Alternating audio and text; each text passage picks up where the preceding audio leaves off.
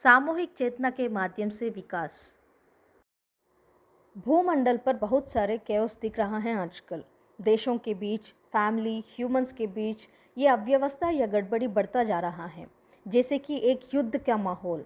इसका मतलब ये नहीं है कि प्रकृति हमें थर्ड वर्ल्ड वॉर के ओर खींच रहा है। जो एनर्जीज भूमंडल पे आ रहे हैं, हर देश इसका अनुभव करता है।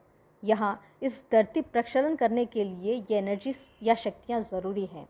कॉस्मोस से एनर्जीज जो आ रहे हैं, इससे हम दुनिया में बदलाव देख सकते हैं। तो ऐसी स्थितियों में हम कैसा रहना, हमारे काम करने का तरीका कैसे रहना, हमारा व्यवहार, पर्सनल लाइफ और विश्व की सहायक कैसे बनना, जो भी धरती पर निवसित हैं और धरती की स्थिति में मानव जीवन में बदलाव चाह रहे हैं, उन सब लोग सामाजिक स्पृह से बढ़ना है और बढ़ते ही जाना है। सालों से हम बहुत सारे बुरी स्थितियों से बाहर नहीं आ पाए। इसका कारण सामूहिक चेतना की कमी। आपको पता होगा, डिवाइड एंड रूल, बांटो और राज्य करो। ब्रिटिशर्स ने हिंदुस्तान में डिवाइड एंड रूल योजना से ही अपना राज्य चलाया। सिर्फ यही नहीं, जाति, पंथ, देश, स्त्री, पुरुष, बच्चा, बुढ़ा इत्यादि नाम से हमें अलग कर दिए। जब विभाजित किया जाता है, हम कभी सामूहिक चेतना में भाग नहीं हो पाते। इससे चेतना की जागरण छोटे छोटे समूह में ही रह जाते हैं। इससे ग्रुपिज्म भी कहा जाता है। ऐसे ग्रुप्स अविवेक और ज्ञान की कमजोरी से रहते हैं। अधिरोहण या एसेंशन की ओर चलना ही है तो ग्रुपिज्म से ग्रुप कॉन्शियस स्थिति को पहुंचना ज़रूरी है।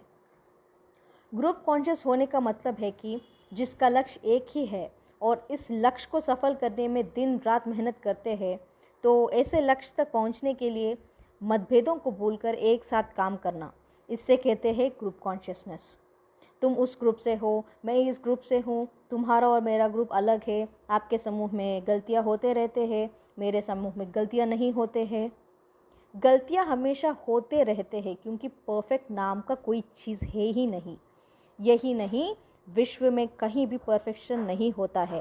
पूर्णता को प्राप्त करने के लिए मूल चेतना के साथ फिर से जुड़ना पड़ेगा, और जब कोई ऐसी स्थिति में नहीं होते तो गलतियाँ होते रहते हैं। इसलिए हम उन मतभेदों को भूलकर एक साथ आगे बढ़ना होगा। आगे बढ़ने का मतलब ये नहीं है कि आप किसी ग्रुप में मिले, खाए पिए ऐश करें और घर वापस जाके उसी ग्रुप के सदस्य के बारे में बुराई करें। सामूहिक चेतना में जो सामूहिक रूप से जो भी भूमिका निभा रहा है, वह अपनी भूमिका बखूबी निभा रहा है। अगर इस पूरी पजल का पीसेस हम सही जगह में रखते हैं तो सामूहिक चेतना में हम बदलाव महसूस कर सकते हैं। जो रास्ता हमें सही लगेगा, उस रास्ते को पकड़कर आगे बढ़ना है। आपको यह पहचानने की ज़रूरत है कि आप किस रास्ते पर चल रहे हैं जो आपके दिल में खुशी लाए। इस ग्रुप में जाए, उस ग्रुप में जाए, ऐसे लोग कहीं नहीं जाते, कभी संपूर्णता का स्वाद नहीं कर सकते हैं। सेठ महाशय ने भी यही कहा, आप कितने भी बार पहाड़ के नीचे प्रदक्षिण करें, आप कभी भी पहाड़ की चोटी पर नहीं पहुंचेंगे। आप जब व्यक्तिगत चेतना को नहीं समझते हैं तो आप सामूहिक चेतना में कैसे अच्छे हो सकते हैं। एक ज़माने में लाइट फोर्सेस के बीच में तालमेल नहीं होता था। अगर एक समूह पृथ्वी के एस्ट्रल वर्ल्ड में काम करता है तो दूसरा समूह एथरिक के लिए काम करता है और कोई अन्य समूह भूमिगत बसों में काम करते थे। इन सब समूहों में भी बदलाव कुछ साल पहले ही शुरू हुआ था, पर ये समूह एक साथ काम करना कभी बंद नहीं करे। Final purpose is there only goal. अगर किसी मामले में कोई मतभेद होता है तो वे सोचते हैं कि इसे कैसे सुलझाया जाए और कैसा आगे बढ़े। केवल उन चीज़ों को सूची बनाएं जिन पर आप सहमत हैं। जब आप एनर्जेटिकली रेडी रहते तो फर्स्ट कांटेक्ट के लिए रेडी है। फर्स्ट कांटेक्ट का मतलब क्या है? नक्षत्रवासियों को शारीरिक रूप से मिलना। नक्षत्र मित्रों से मिलने के लिए ओपन माइंड की ज़रूरत है। जजमेंट इज़ अ हर्डल, इसलिए जजमेंट्स, कमेंट्स, ये स्टेज पार करना पड़ेगा। इनर वर्क, अंदर का काम करना पड़ेगा। आप अपने समझ के आधार पर ही पात्र हैं। मैं रवैया दिखाऊंगा क्योंकि मुझे सब समझ आया, ऐसे कहने वाले लोग रहते हैं। इससे समझ आएगा कि उस व्यक्ति को पूरी पिक्चर समझ नहीं आया।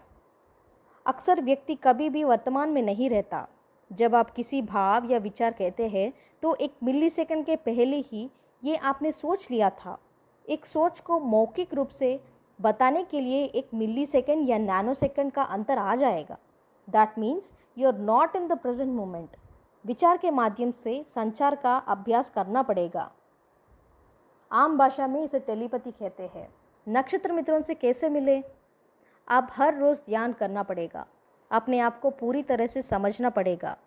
अपने आप को समझने के लिए समय लेना पड़ेगा। ऐसे करने से आपका विचार आवृत्ति थॉट फ्रीक्वेंसी में वृद्धि होगी, जिससे आप फर्स्ट कांटेक्ट के लिए चुना जाता है। मृदात बुक में भी यही कहा जाता है, आपको जो अच्छा लगे उसे पकड़ो और आगे बढ़ो। 2 बात ठीक से याद रखना, राह हमेशा दिल से जुड़कर रहना है।